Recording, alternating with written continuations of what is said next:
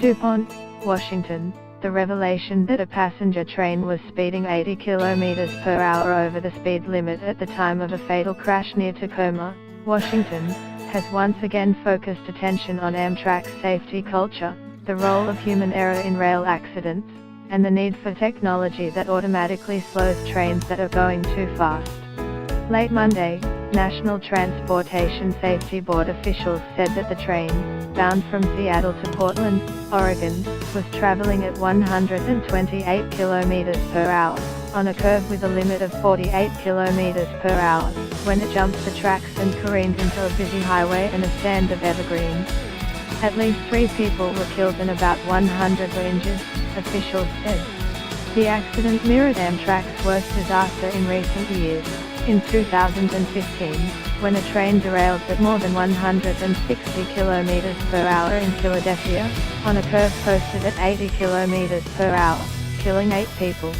Train 501, carrying 77 passengers and 7 crew members, derailed Monday morning, between Tacoma and Olympia, on the inaugural run of a new route for Amtrak's Cascade service, where the tracks curve onto an overpass crossing Interstate 5. It was not clear how familiar the engineer was with that stretch of track, or whether that played a role in the crash. 2 of the people killed, Zach Wilhoit and James Hammer, were close friends and rail enthusiasts, traveling together on the train's inaugural voyage.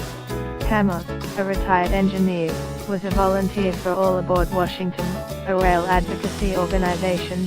Wilhoit worked as a customer support specialist for Pierce Transit, a local transit agency. It was just a given that they would be there, said Lloyd Flem, a friend of the victims and the executive director of All Aboard Washington. They had wanted to be on the very first run. In an interview on Tuesday, Flem said that he saw both men just a few days ago and they were eager to board the train early Monday. Get the latest news and updates emailed straight to your inbox. By submitting your email, you are agreeing to Fairfax Media's terms and conditions and privacy policy. On Tuesday morning, the scene of the crash, surrounded by police and emergency vehicles, began to look more like a construction site than a disaster. In a heavy drizzle, huge cranes were brought in to lift the wrecked pieces of the train, while the crumpled remains of cars and trucks were loaded onto tractor-trailers to be taken away.